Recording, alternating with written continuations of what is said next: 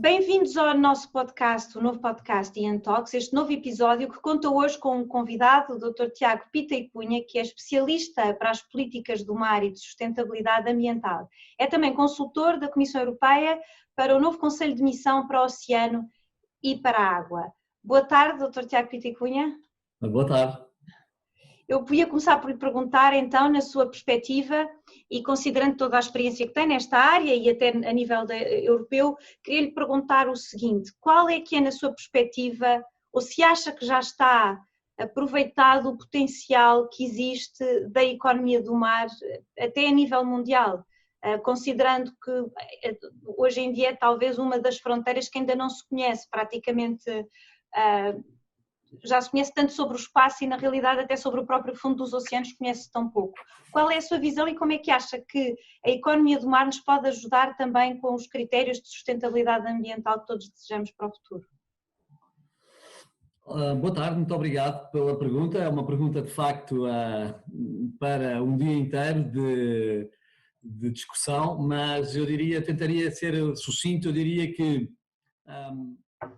a nível internacional tem havido hoje em dia um enfoque muito maior sobre as questões do oceano que tradicionalmente existe. A nível internacional, portanto, da comunidade internacional, ou seja, do conjunto das nações, há outras questões ambientais que têm estado muito mais na ordem do dia nas últimas décadas, principalmente neste século XXI, do que o oceano, como a questão das alterações climáticas, obviamente, que passou, digamos, com Kyoto de um problema de cientistas para se tornar um verdadeiro problema político e económico, e também a própria questão das florestas, que é outra questão muito importante que nos últimos anos esteve muito na ordem do dia.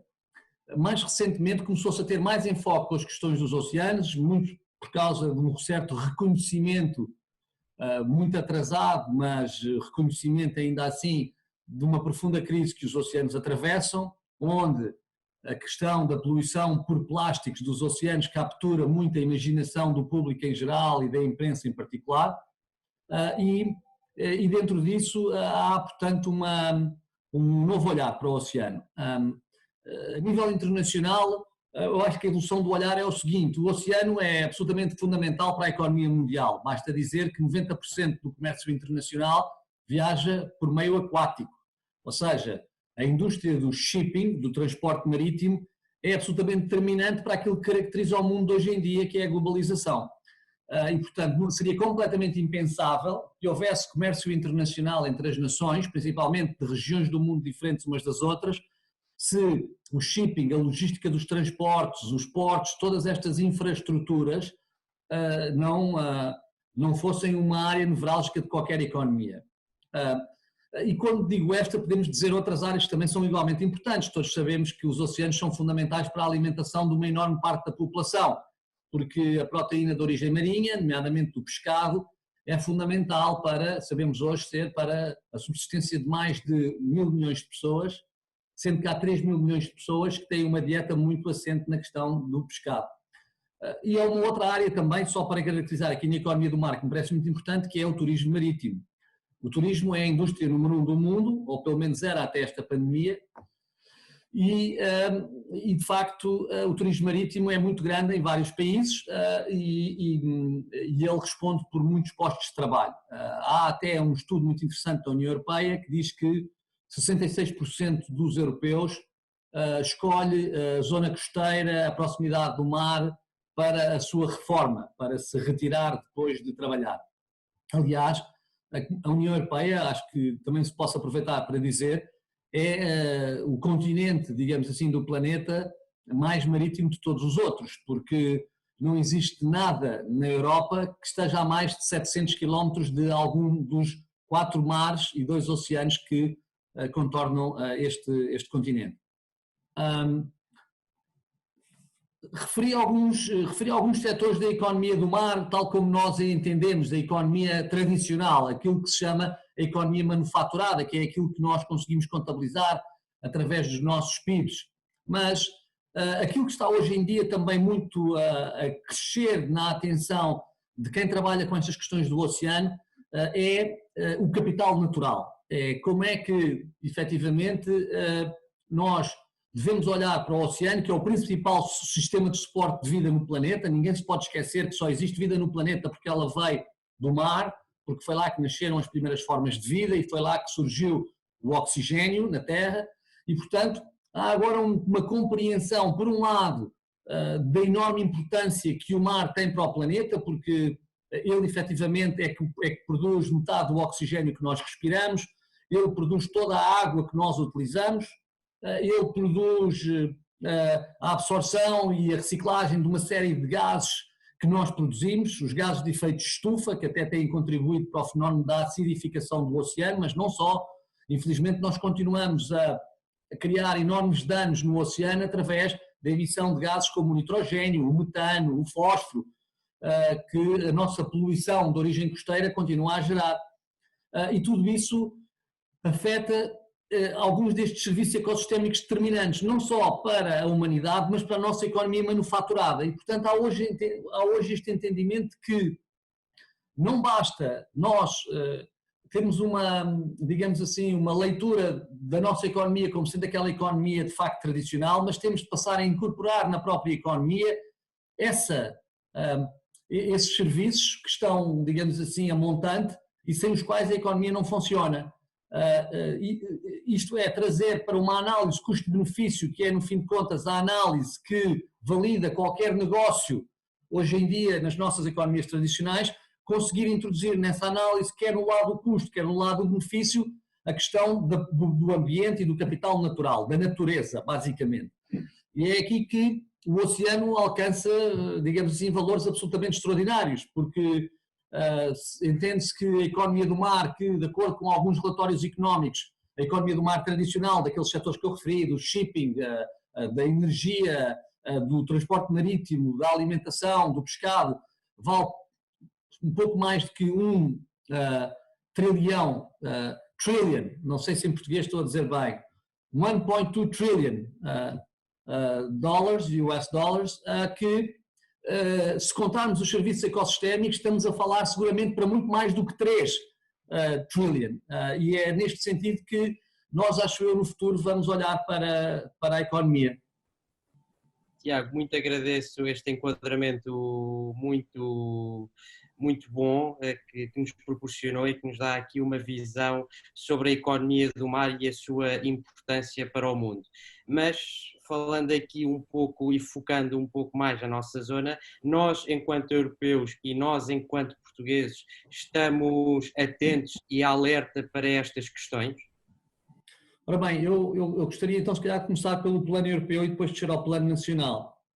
O plano europeu é extraordinariamente, a questão do mar é extraordinariamente relevante para o plano europeu. Basta dizer que a Europa desenvolveu-se como a área mais avançada do mundo ao longo dos últimos séculos, muito por causa do mar, da proximidade do mar. Na verdade, a Europa é uma massa continental completamente diferente das outras massas continentais, porque ao contrário das outras massas continentais, a Europa é uma área terrestre relativamente exígua.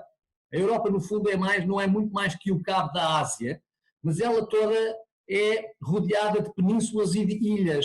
Ou seja, a Europa tem algo muito importante para se compreendermos, é que tem uma geografia avassaladoramente marítima. Aquilo que caracteriza a geografia de Portugal, caracteriza numa fotografia mais ampla a geografia da Europa, ou seja, é suficiente dizer que a África, que tem 3 vezes a área terrestre, a massa terrestre, digamos assim, geográfica da Europa, tem uma linha de costa que é 3 vezes mais pequena que a linha europeia. Portanto, a Europa é o continente com a maior linha costeira do mundo, em face, digamos assim, à sua especificidade. Isso levou a que os europeus, muito antes, se calhar, todos os outros povos, conseguissem navegar desde os tempos imemoriais dos vikings, da língua asiática, do Mediterrâneo, obviamente, da navegação do Mediterrâneo. Isso permitiu o desenvolvimento, digamos assim, da atividade do comércio, que na Europa foi muito forte, que permitiu, por sua vez, a criação de classes sociais mais prósperas, o que, por sua vez, foi permitindo, obviamente, com tudo isso conjugado, aquilo que também foi uma página da história da Europa, o colonialismo, o domínio de outras regiões do mundo, e, portanto, o oceano foi fundamental para a Europa. Tanto foi assim que hoje, ainda no presente, a Europa é a superpotência do mar, digamos assim. Porque a Europa é hoje a grande frota ainda de marinha mercante do mundo é europeia, a maior parte. A Europa continua a ser uma área com a maior rede de portos também mundial. A Europa é o número 1 em equipamento marítimo e em construção naval de alto valor acrescentado. A Europa é número 1 no mundo em turismo marítimo e a Europa é número 1 do mundo em consumo de pescado, não em produção, mas em consumo. Logo, as questões do oceano são fundamentais para a Europa. Eu julgo é que, apesar tudo isto ser verdade, a União Europeia tradicionalmente não tinha a palavra oceano nem no Tratado de Roma, nem em muitos dos tratados que vieram subsequentemente a complementar o Tratado de Roma. E, portanto, a própria política comum de pescas foi uma política desenvolvida a partir da jurisprudência do Tribunal Europeu, o Tribunal de Justiça Europeu, o que leva a que, de facto, a Europa tenha sido muito mais naquele eixo, se calhar, de Berlim-Bonn e depois, desculpem, de Paris-Bonn e depois Paris-Berlim, uma massa continental também, com uma preocupação continental e, por acaso, e não é por acaso que a política agrícola comum tivesse, portanto, capturado mais de 50% do orçamento europeu durante muitas décadas. Ou seja, existe uma espécie de decalagem entre aquilo que o mar vale para a Europa e aquilo que até a Europa é no mar economicamente e a forma como a Europa desenvolve as suas políticas e a sua atenção em termos de conceder ao mar um papel nas suas opções político-económicas, onde aí existe um grande déficit, digamos assim. E por isso é que, e terminaria com isto, esta questão europeia que me parece muito importante, por isso é que assinalo como extremamente significativo que hoje em dia que a Comissão Europeia trabalha estes cinco grandes temas que considera serem os grandes desafios societais para a Europa, um deles seja a questão do oceano, e que a comissão que esteve encarregue, digamos assim, o grupo de missão que esteve encarregue de trabalhar na questão do oceano, que é aliás chefiado por um senhor que é um verdadeiro senador europeu, o senhor Pascal Lamy, que tenha produzido um documento que se chama Mission Starfish 2030 e que essa Mission Starfish traga uma perspectiva do oceano absolutamente revolucionária que altera profundamente a abordagem que a Europa tem feito ao oceano até agora. Isso leva-me a pensar que, de facto, na próxima década, para a Europa, o oceano terá um papel que não teve nas décadas anteriores e que isso também tem um relevo muito grande para um país como Portugal, que é um gigante atlântico e o gigante oceânico da União Europeia na Europa e que, portanto, terá muito a beneficiar também se conseguir exercer alguma liderança nesta área. Tiago, se isto é verdade para a Europa, como o Tiago disse, ainda mais para Portugal, que representa, a água representa 97% do território nacional. Nós, se virmos aqui alguns índices mundiais, chegamos aqui a uma conclusão na parte verde que julgo também ser verdade para o mar. Nós delineamos estratégias, nós temos estratégias, mas depois a implementação acaba por ficar um pouco aquém. Se nós também olharmos para alguns estudos que foram feitos, nomeadamente pelo professor Dr. Hernani Lopes, que na altura, em 2009, estimou que se os recursos da economia do mar fossem utilizados de maneira eficiente, a economia do mar poderia chegar a 12% do PIB em 2025. Ora, se virmos agora o mais recente estudo do INE, vemos que a economia do mar vale cerca de 5% do PIB. E eu pergunto ao Tiago o que é que se passa, se este paradigma poderá mudar, se nós estamos a alerta para isto, mas temos dificuldade na implementação. Bom, obrigado, Pedro, por esta pergunta. Portugal sempre teve uma relação muito especial com o mar, todos sabemos isso, mas até porque a nossa geografia, enfim, assim o determina, sendo que na nossa história recente, principalmente, digamos assim, no pós-25 de Abril de 74, houve efetivamente um arquivar desta nossa relação com o mar, pelo menos em termos económicos, na gaveta do Império. Estou convencido que foi uma reação quase epidérmica dos revolucionários que fizeram o 25 de Abril e que foram essencialmente revolucionários anti-imperialistas, no sentido em que o próprio objetivo era acabar com o Império e com aquela ligação com os territórios ultramarinos. E o Estado Novo, é verdade que utilizava o mar na sua propaganda de uma forma absolutamente, digamos assim, avassaladora.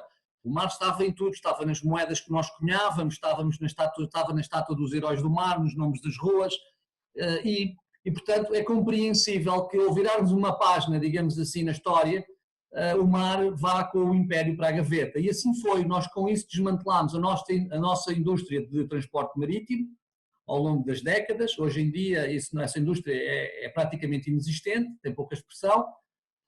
Nós alterámos também profundamente, por muitas razões, nomeadamente também pelo surgimento das zonas económicas exclusivas consagradas na Convenção de Direito do Mar, a nossa capacidade de pescar em pesqueiros de longa distância, que hoje são as zonas económicas exclusivas de outros Estados independentes e soberanos.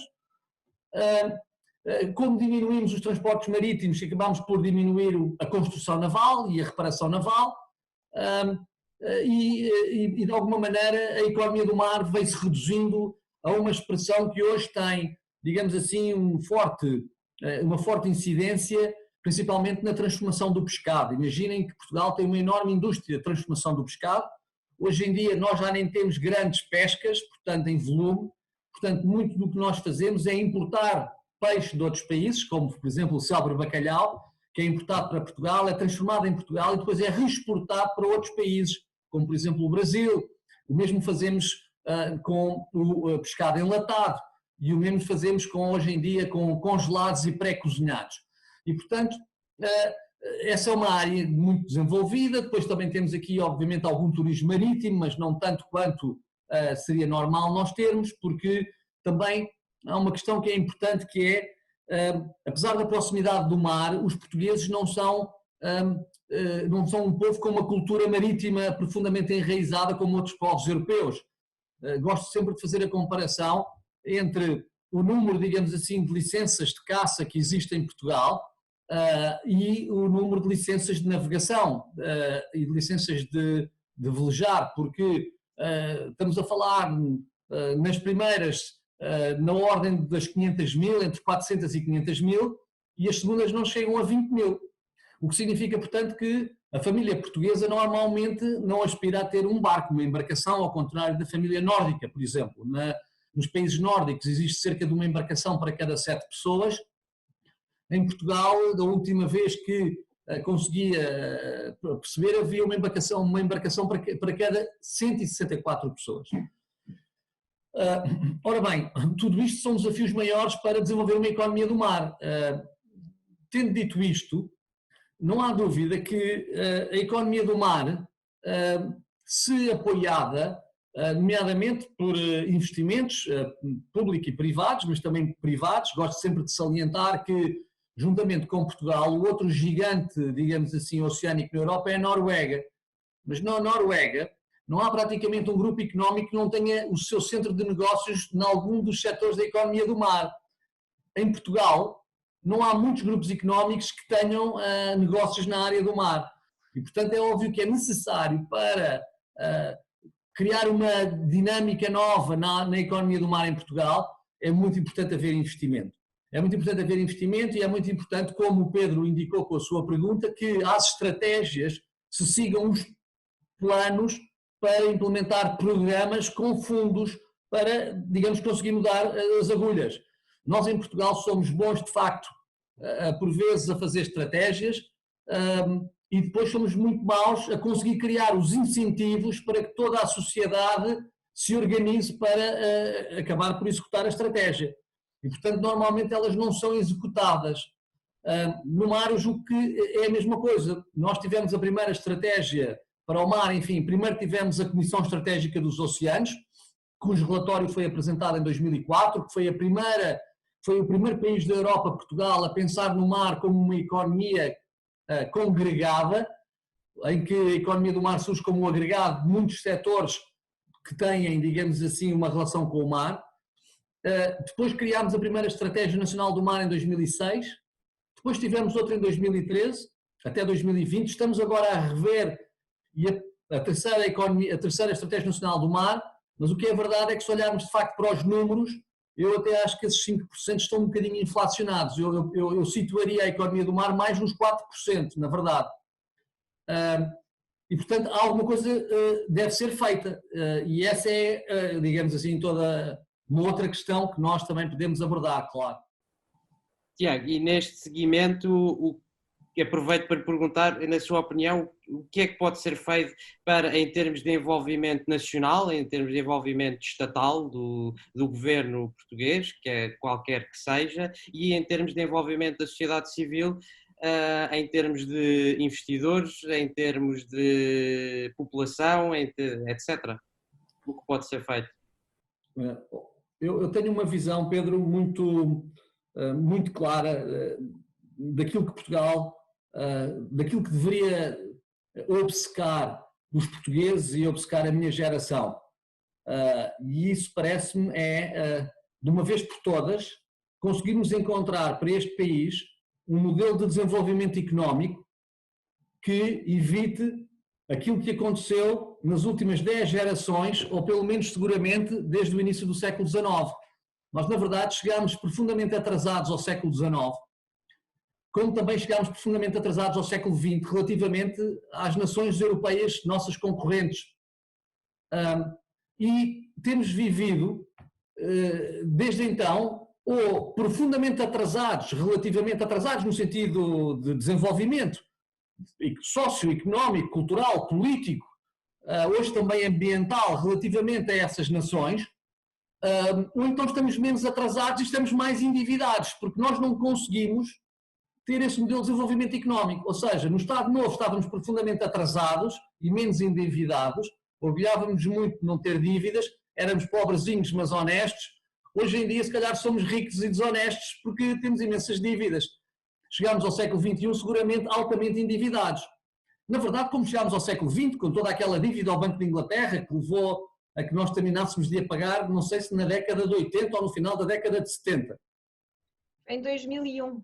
Em 2001, imagino eu como eu estava então com uma visão muito mais otimista. Ora bem,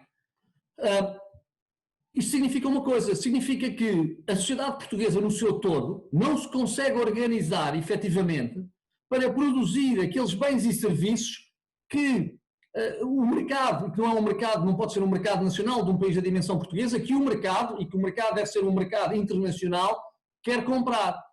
E, portanto, era fundamental que nós compreendêssemos no século XXI para onde é que vai o século, onde é que vão estar os mercados, onde é que vão estar os consumidores, o que é que se vai vender e o que é que se vai comprar. E toda a gente sabe, 20 anos depois deste século ter começado, para onde é que vai o século. Aquilo que vai ser o elemento definidor deste século, eu não tenho a mínima dúvida, vai ser a descarbonização. Eu diria mesmo que se a espécie humana estiver cá no século XXII e no século XXIII, é porque este século foi o século da descarbonização. Se este século não for o século da descarbonização, eu começo a ter altas dúvidas que nós possamos continuar tranquilamente instalados neste planeta com o crescimento demográfico que temos tido nos próximos séculos. E isso significa que, alguma vez, nós normalmente quando falamos no século XIX sabemos que é o século XVIII, o século das luzes, para o mundo europeu. O século XIX é o século da Revolução Industrial e o século XX é o século do Estado Social de Direito. É isso que marca esses 3 séculos. É a verdadeira conquista do século XX, levou 50 anos, foi necessário derrotar as ideologias do fascismo e do comunismo para conseguirmos chegar ao Estado Social de Direito criado na Europa pela social-democracia e pela democracia cristã. Esta é a evolução do século XX.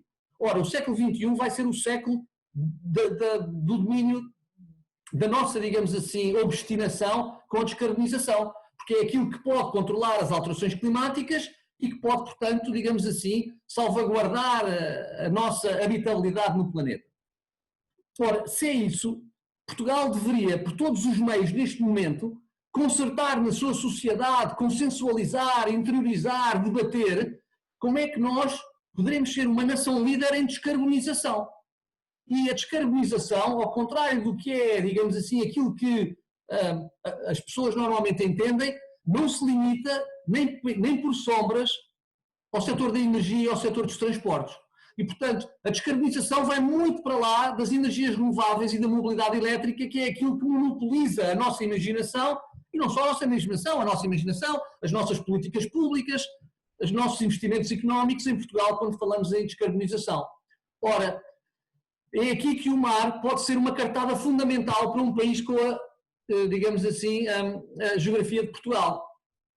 É que o mar não apenas, enquanto sistema de vida do planeta, de suporte de vida no planeta, é uma solução natural de mitigação das alterações climáticas muito importante, porque uma grande parte do CO2 é absorvido pelo mar e, portanto, é absorvido pelo mar de muitas maneiras, é absorvido desde logo por ecossistemas que são ecologicamente mais sensíveis e mais ricos na absorção de carbono, como, por exemplo, os sapais, e eu estou aqui no cenário de Lisboa a olhar para o estuário do Tejo, aqui à frente, que é uma das maiores zonas úmidas da Europa e seguramente um dos maiores sumidores de CO2 da Europa, mas que nós não valorizamos economicamente, não o vemos como um ativo económico, lá está, porque o capital natural não evoluiu ainda a esse ponto. Nós valorizamos as florestas como ativos de sumidores de carbono, carbono verde, mas não conseguimos ainda organizar as nossas sociedades para monetizar o carbono azul, coisa que eu não tenho dúvidas nenhumas vai ter de acontecer, porque a forma também de nós ganharmos a batalha da descarbonização vai ser elevar a natureza a um dos principais recursos económicos do planeta. Ou seja, a natureza tornou-se tão escassa, hoje em dia há tão poucas florestas, tão poucas áreas pristinas do oceano, que com todos os bens escassos torna-se mais preciosa.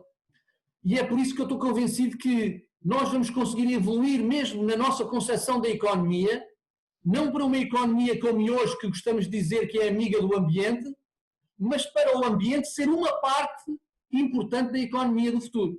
Ou seja, não tenho dúvidas nenhumas que componentes do ambiente, como por exemplo a água potável, vai ser a verdadeira moeda do futuro também. E isto vai ter um impacto enorme. Portanto, para um país como Portugal, preservar este capital natural enquanto ainda o tem, salvar o que resta, é absolutamente determinante para a nossa pertinência económica no futuro. E quando eu digo no futuro, não é no futuro do século XXII.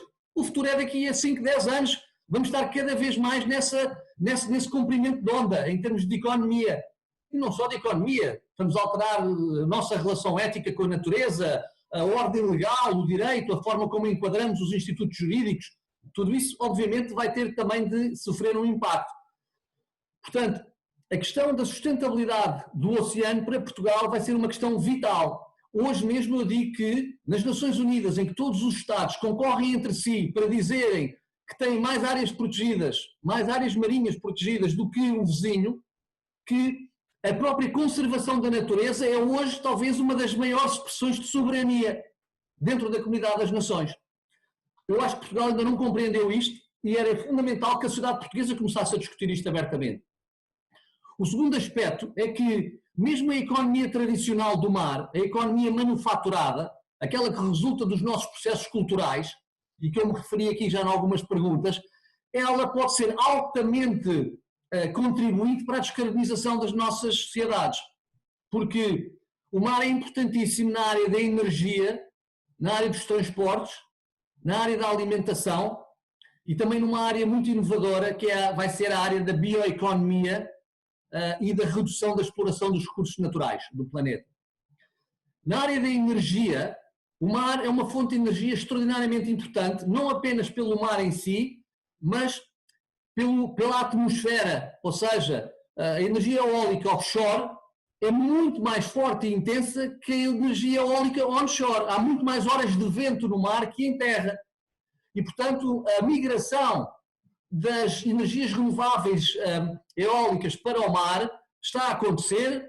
A Europa é a líder, está a acontecer noutros países do mundo, como no Japão e nos Estados Unidos, e vai seguramente tornar-se algo fundamental. A Comissão Europeia entende que a energia eólica offshore até 2030 vai ultrapassar em gigawatts,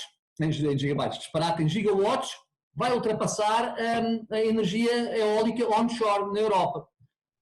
E, portanto, para um país como Portugal, isso tem uma vantagem, é uma vantagem extraordinariamente importante, assim houvesse as ligações, digamos assim, elétricas entre a Península Ibérica e o resto da Europa que não existem e que não dependessem dos Pirineus e de França. A área da energia vai ser muito importante. Há outras formas de energia que vão surgir. Hoje em dia fala-se que a grande energia em termos eólicos, por exemplo, não é da atmosfera, é da estratosfera. Nós vamos captar a energia do vento na estratosfera através de balões que são muito mais ligeiros em termos de infraestrutura do que as turbinas eólicas flutuantes ou não flutuantes que nós temos hoje nos fundos marinhos. Neste segmento, então aproveito para lhe perguntar, fazendo aqui um pouco um paralelismo com o hidrogénio e através da extração da água do mar, e perguntar o que é que o Tiago acha sobre este ponto. Se acha que Sines é um ponto do iceberg, pode vir mais e melhor, ou se não vai passar, se na sua opinião vamos permanecer neste projeto e pouco mais. Não, ouçam, eu quero dizer, os desenvolvimentos científicos que têm havido em torno da questão do hidrogénio levam a que eu acho que é de alguma forma corajoso, mas também pioneiro e que traz liderança a um país como Portugal, que compreende que esta utilização da água do mar para a produção de hidrogénio pode ser uma vantagem estratégica e económica elevada para o país. Agora, o que eu acho que de alguma maneira não tem piada, não é? É que o hidrogénio é extraordinário, há para aqui toda uma espécie de uma mobilização de recursos brutal, económicos, políticos, em termos de prioridades, e depois há uma série de áreas na economia do mar que em Portugal estão completamente abandonadas e que poderiam ter um papel importantíssimo. Como eu digo, esta questão da energia eólica offshore, Portugal foi o primeiro país do mundo a conseguir produzir energia eólica offshore flutuante, ou seja, como a bacia portuguesa é muito profunda, ao contrário do Mar Báltico ou do Mar do Norte, foi necessário em Portugal desenvolver este protótipo, que é um protótipo que existe, desenvolvido pela EDP, e que hoje em dia está numa fase pré-comercial. Julgo que neste momento o projeto é meter três turbinas eólicas na água. Diga-se também que sabem que as turbinas eólicas podem ter muito mais megawatts do que as em terra. Em terra, uma turbina de 10 megawatts seria absolutamente impactante do ponto de vista ambiental, visual, de ruído. No mar nós podemos fazer isso. E, portanto, Portugal poderia pensar em ser um grande produtor de energia eólica offshore se resolvesse realmente o seu problema também de fornecimento de energia à Europa.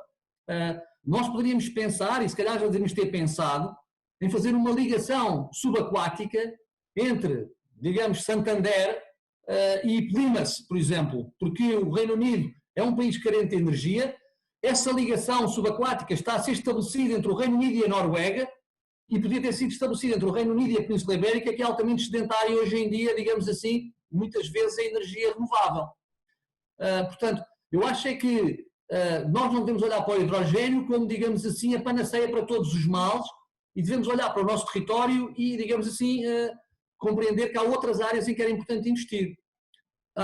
Deixe-me também dar-lhe um outro exemplo que é muito importante e que poderia ser importante para Portugal, que é a questão do chamado clean shipping. A questão de o transporte marítimo, como eu referi, é tão importante para a economia mundial e que é um setor da economia de capital intensivo. Ele neste momento é parte do problema, é uma enorme parte do problema.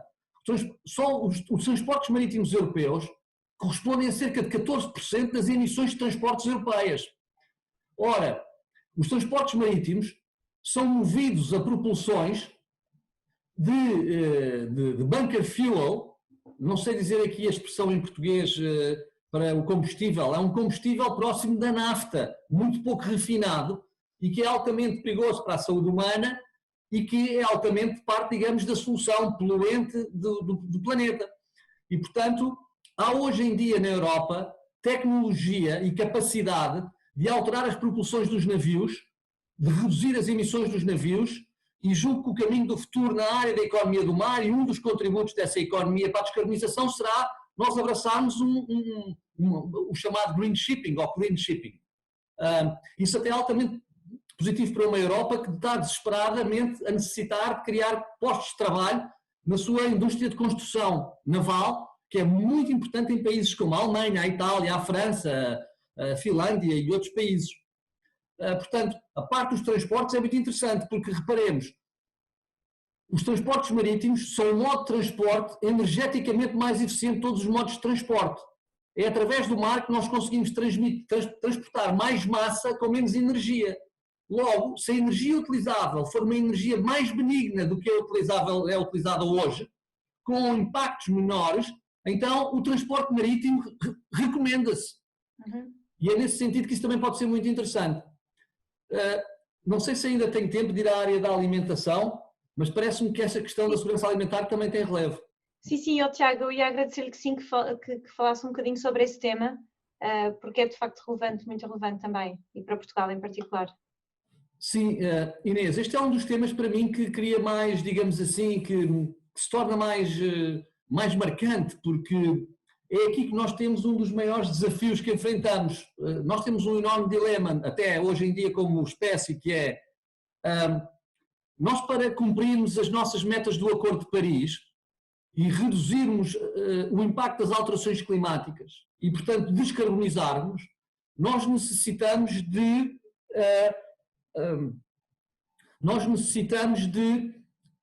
reduzir também a pegada, digamos assim, da carbonização da agricultura. Na Europa é um caso por excelência, a Europa é uma superpotência agrícola.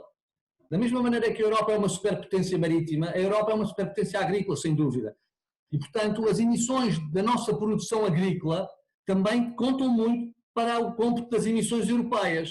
Ora, se nós até 2050, seguramente que vamos chegar aos 10 mil milhões de pessoas no planeta, nós vamos precisar de alimentar mais pessoas, vamos precisar de gerar mais comida. E isso significa fazer mais agricultura. Se for o business as usual, neste momento, a relação que existe é que apenas 17% das proteínas que são consumidas à escala global são de origem marinha. Todas as outras são de origem terrestre. Ora, a agricultura de origem terrestre, a agricultura terrestre que nós desenvolvemos, é altamente carbonizante. Mas nós sabemos que há formas de geração de proteínas de origem marinha que não só não contribuem para carbonizar o planeta, como até contribuem para descarbonizar o mar. Como é o caso, por exemplo, de aquacultura offshore, de algas, micro e macroalgas e de bivalves. Porque ambas as espécies não necessitam de alimentação artificial, ou seja, nós não necessitamos de pescar peixe para alimentar essas espécies e elas próprias crescem absorvendo CO2 da água. Portanto, elas são parte da solução. Ora, o que vai ser importante no futuro, e nós já assistimos hoje em dia na própria Europa a um enorme aumento das pessoas vegetarianas, que optam ser vegetarianas por muitos motivos, mas inclusivamente também pela sustentabilidade ambiental do planeta, é que nós vamos poder alimentar-nos e termos uma dieta equilibrada através de algas e bivalves, que, por sua vez, não vai contribuir para a carbonização do planeta. E, portanto, novas formas de aquacultura inovadoras vão poder retirar do mar riqueza e postos de trabalho sem contribuir, digamos assim, quer para a dilapidação do meio marinho, quer para a carbonização do planeta. E é aqui que o mar também é uma carta na área da alimentação. Eu diria uma área final que me parece muito importante e que leva a uma outra visão, que é realmente esta questão central da bioeconomia. Nós só agora é que começamos a ouvir falar na bioeconomia, mas ela é uma matéria que, por exemplo, a Comissão Europeia tem em cima da mesa desde o final da primeira década deste século. Nós temos um desafio que é talvez o desafio, conjuntamente com as alterações climáticas, mais existencial para a espécie humana, que é conseguir dissociar recursos naturais de matérias-primas. Desde que nós existimos, que as nossas matérias-primas são todas elas retiradas do planeta e, portanto, de recursos naturais. O que acontece é que, à medida que nós nos vamos desenvolvendo e domesticando a natureza, começamos a chegar digamos assim, a níveis de exaustão profunda desses recursos naturais. Tudo isto começou com a primeira pele que nós tivemos de esfolar de um animal para nos aquecermos na Idade da Pedra, passando pela Revolução Agrícola há 10 mil anos atrás, com as sementes, que acelerou imenso essa exploração de recursos naturais, e depois chegando ao desenvolvimento massificado e industrial que a Revolução Industrial veio permitir há 200 anos atrás. Então a questão é assim, se nós continuarmos a necessitar de extrair do planeta os recursos naturais proporcionais a alimentarmos um crescimento populacional que não vai acabar nos 10 mil milhões, mas que vai continuar e que se pensa que só irá estabilizar por volta da cifra de 12 mil milhões, nós não vamos conseguir deixar nada para as próximas gerações. Nós neste momento já consumimos 2,5 vezes os recursos naturais da Terra por ano. Ou seja, nós até cerca de meados, fins de maio, consumimos os recursos naturais que a Terra tinha para nos dar nesse ano. A partir desse mês, nós estamos a viver à conta dos recursos naturais das próximas gerações, dos nossos filhos e dos nossos netos, o que é, em termos éticos, absolutamente deplorável. E, portanto, o grande objetivo da bioeconomia é conseguir dissociar estas duas realidades, ou seja, o grande salto civilizacional da nossa espécie será conseguir independentizar as suas matérias-primas dos recursos naturais e produzir as suas matérias-primas independentemente dos recursos naturais do planeta. E é aqui que a biotecnologia vai ser a principal ferramenta e que a bioeconomia vai ser a principal economia do mundo no futuro. É através disto que nós vamos conseguir operar a diferença, onde, aliás, começámos a fazer com a indústria farmacêutica. A indústria farmacêutica é um bom piloto para nós compreendermos isto. Nós começámos o século XX com todos os medicamentos a que tínhamos acesso, baseados em origens animais e vegetais. E nós acabámos o século XX em que, com muito poucos dos medicamentos, são hoje em dia extraídos da natureza. Eles foram sintetizados, foram reproduzidos quimicamente em laboratório, alguns, outros sintetizados, portanto, biologicamente replicados, e conseguimos de alguma maneira não depender hoje em dia da natureza como dependíamos no princípio do século XX para a nossa saúde, para os nossos medicamentos. E isso terá de acontecer nas outras áreas todas, através da biotecnologia. É possível que isso vá acontecer na alimentação e deixarmos de ter de consumir os recursos do planeta, nos materiais textos, na forma como nos vestimos, nos materiais de construção, na forma como construímos os nossos edifícios, nos nossos combustíveis, enfim, em muitas áreas. Tiago, muito obrigada. A conversa já vai em algum tempo e tem sido super interessante, aliás. E portanto eu queria lhe perguntar se queria acrescentar assim mais alguma coisa em jeito de conclusão sobre este tema, algum desafio que acho que seja especialmente relevante para Portugal, que pudesse ser na próxima década, vá até no quadro do Pacto Ecológico Europeu. O que é que acha que seria prioritário para se investir? Não, o Pacto Ecológico Europeu é, digamos assim, talvez o elemento mais definidor da nossa geração e aquilo que está, digamos assim, a reunificar a Europa em torno de uma ideia de futuro. E, portanto, eu espero que este Pacto Ecológico Europeu não desapareça, digamos assim, num horizonte temporal curto e se torne cada vez mais, digamos aquele norte para o qual nós temos de ter a nossa bússola sintonizada. A nossa bússola não só de europeus, mas da espécie humana. Eu julgo que para Portugal em concreto, eu apontava um bocadinho para esta questão que é a questão muito do capital natural. Eu volto a dizer o seguinte: Portugal é um país que é destituído de capital manufaturado. Nós temos pouco capital financeiro, pouco capital industrial, pouco capital comercial. O nosso país, aliás, teve uma série de, como todos sabemos, de crises financeiras e outras que têm sido muito penalizadores para a nossa economia manufaturada. Mas Portugal é um país rico em capital natural. Em capital natural de origem marinha, Portugal não tem paralelo na Europa, é número 1. E aqui temos uma vantagem comparativa muito importante.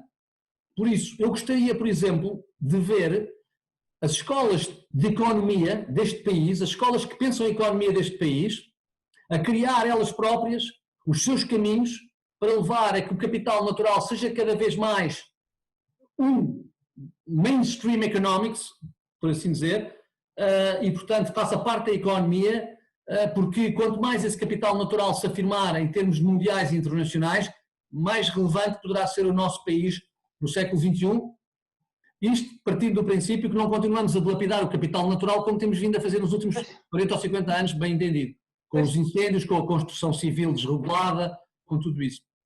Pois, mas é verdade. Tiago, olha, muito obrigada. Isto foi super interessante, um tema que vai de facto ser muito útil para complementar o trabalho que temos feito aqui na questão da sustentabilidade, enfim, do Pacto Ecológico Europeu.